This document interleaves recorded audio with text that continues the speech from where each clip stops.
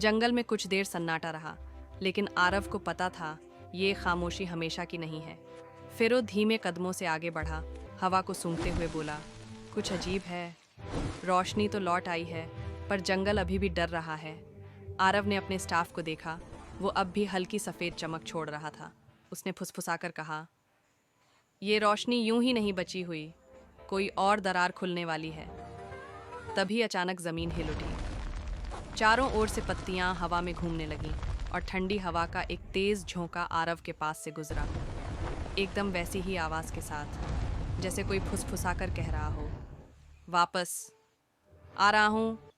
फिरो ने तुरंत दहाड़ लगाई, ये वही छाया की आवाज़ है। जंगल के बीचों बीच काई से ढका एक पुराना पत्थर धीरे धीरे ऊपर उठने लगा।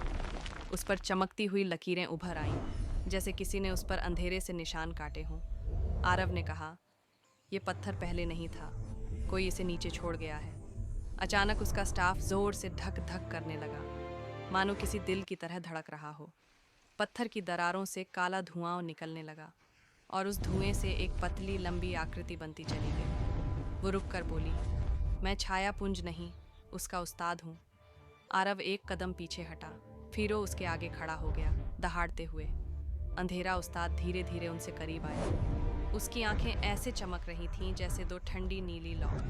वो बोला, तुमने मेरे एक राक्षस को हराया, पर असली अंधेरा आज मुक्त होगा। आरव ने स्टाफ को ज़मीन पर टिकाया। सफ़ेद रोशनी और तेज़ होने लगी। उसका चेहरा शांत था, लेकिन आंखें वहाँ थीं। हम यहाँ हैं, उसने कहा, और जब तक हम हैं, अंधेरा कभी जीत नहीं सकता। उस्ताद छाया हंस पड़ी, हवा कांपने लगी। फिर वो अचानक हवा में घुल गया और दूर से उसकी आवाज़ आई, तो फिर मिलते हैं अगले तूफान में। जंगल एक पल को शांत हुआ, लेकिन आकाश पर एक काली लकीर धीरे धीरे फैलने लगी। आरव ने आसमान की ओर देखा और बोला, लगता है असली कहानी अब शुरू हो रही है। फिरो मुस्कुराया।